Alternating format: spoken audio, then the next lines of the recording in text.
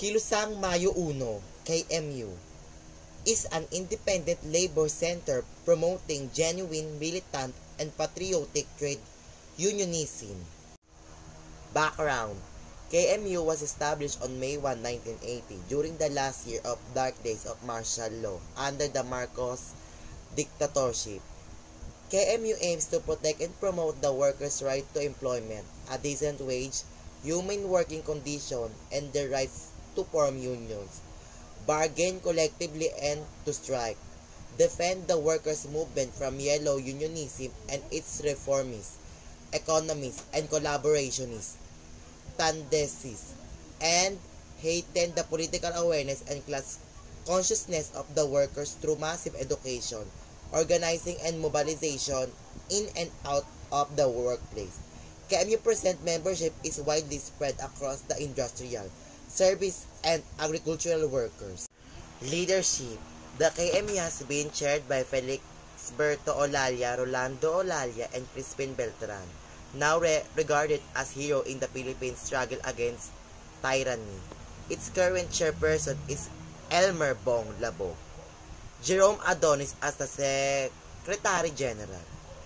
Achievement: for 44 years, National Labor Center Kilusang Mayo 1 KMU has been at forefront of Filipino workers' struggle for a living wage, regular job, and democratic rights. The KMU has withstood many challenges, said Jerome Adonis, KMU Secretary General, as he and other KMU leaders prepared to blow the candles on chocolate cake during a break while preparing for the May 1 celebration.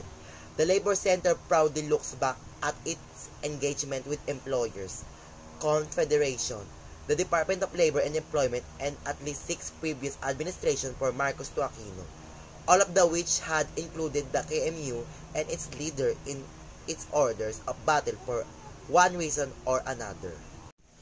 Challenges: from the time of their founding up to now, the KMU has always seemed to be a target of government or government-backed vilification and harassment.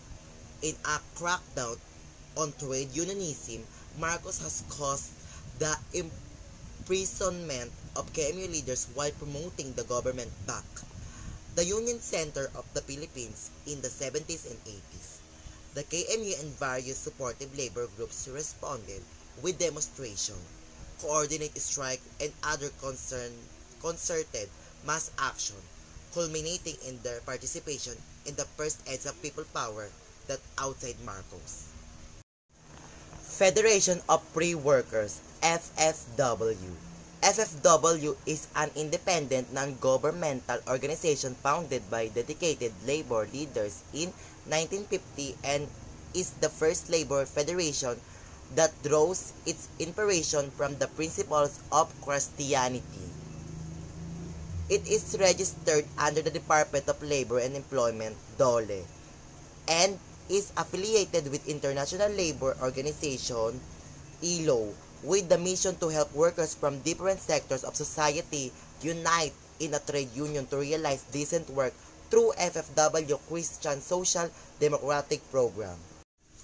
Background: the Federation of Free Workers FFW was founded on 19 June 1950 by a group of young, idealistic, sincere, and dedicated labor leaders led by Juan C. Tan, who were inspired by Christian teachings of Rev. Father Walter G. Hogan, S.J., thus becoming the first labor federation which appeals to and draws its inspiration from the social doctrines and principles of Christianity. Leadership: current key people are Attorney Sonny Mutula as the National President and Mr. Oliver Mondigo as the National Vice President. Achievement: in year 2009, FFW is one of the 3 union labor from Visayas Forum Foundation that agreed to form a tripartite technical working group on domestic work. This enabled them to present a common position to employers, trade union, and government advocating the passage of law for domestic worker. Main achievements of social dialogue from domestic workers. A minimum wage, working time protection, prohibition of child labor and domestic work. Lastly, the social security and health insurance coverage. Challenges. FFW does not encounter biggest challenges. Their affiliation and members are the proof of their long-time existence. There's this incident that they've been a victim of fake news that is widely shared through social media and is believed by many.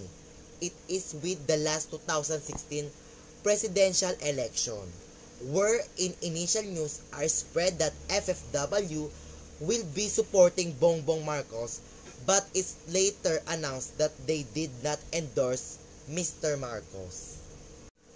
Trade Union Congress of the Philippines, TUCP, is the largest national trade union center in the Philippines and is committed to unify the labor movement and protect the interests of the working class. Democratic society where fundamental human and trade union rights are deeply respected. Sustainable economy that ensures decent job, living wages, and the equitable distribution of wealth. Background. It was founded by the late Democrito T. Mendoza on December 14, 1975 by 23 labor federation which saw the necessity and importance of uniting themselves into a strong and dynamic labor center. Leadership. Currently, TUCP successor is none other than Mr. Mendoza's son Raymond Democrito Cañete Mendoza, born July 7, 1962, is a Filipino lawyer, politician, and labor leader, serving as the representative of the Trade Union Congress Party since 2009, and is currently one of the Deputy Speaker in the House of Representatives.